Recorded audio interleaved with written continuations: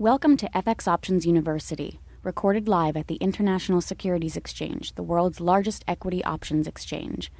Join the industry's top trading professionals as they provide insight and strategies for trading in the currency markets using FX options. FX options are a low-risk alternative to hedging currency moves in any market condition. On the Loonie USD versus Canadian dollar, I remember at the time I was a little bit scared by this level, this strong level, 102, very strong support. But I advised to enter a long position because it was a very nice support level, and the RSI at the time was turning up. So we were right to advise to buy this the US dollar versus the Canadian dollar, because we reach our second target, which acts now as the upper boundary of a range, of a trading range of this pair, and this 107.50 level acts now as a huge resistance. But now the pair has broken below the former strong support level at 102, and I think that the trend now is on the downside, and you can put your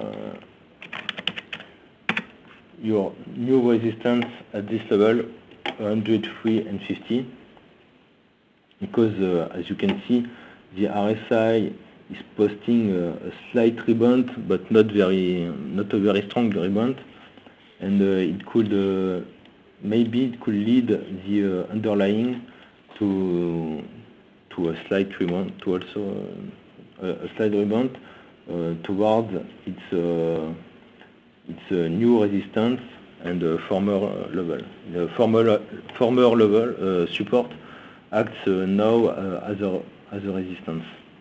Next targets are 98.30. As you can see, in the past it was a huge level, huge support level where traders trade a lot.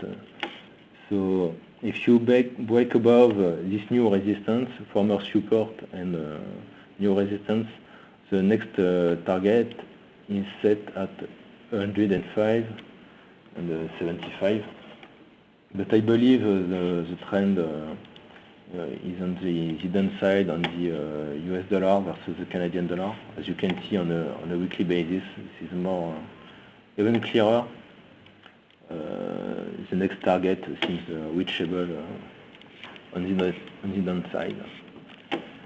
Let's turn to exotic pairs such as Australian dollar and New Zealand dollar. I will be more cautious on this pair. This is the NDO, NZD versus US dollar, New Zealand dollar versus US dollar. So as you can see, the pair is ranging, but the RSI is turning down. You have here a nice support level at 69, or maybe slightly below at 68.50. So I'm less conviction on exotic pairs than on major pairs. As you can see, you can enter a long position on a pullback. If as I said before, the RSI is badly directed, so I think that the US dollar could feel some weakness against the New Zealand dollar, and as I believe that the US dollar could be stronger, you can enter long position on a pullback. So maybe wait a little time until you can enter a long position on this pair. On the Australian dollar,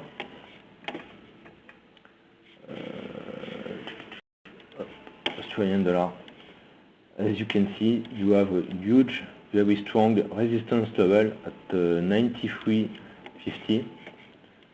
The RSI is also turning down.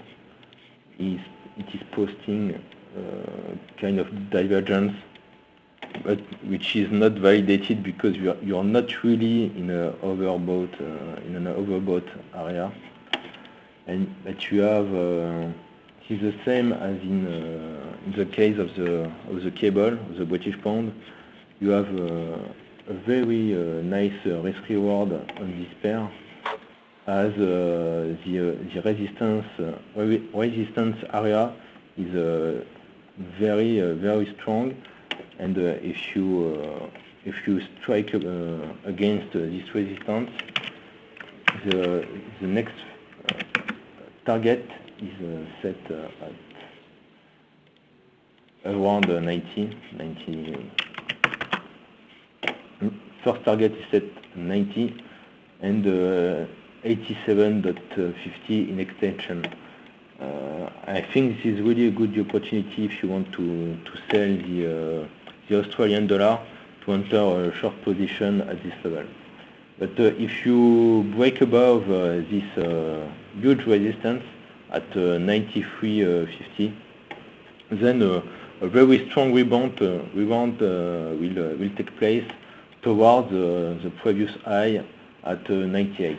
But as long as this level at 93.50 holds on the upside, I advise not to anticipate the upside breakout of this level and to stay short below this level, and to stay long on the US dollar. What we have also the PZO US dollar against the Mexican peso. So I advised in January to buy above a strong support.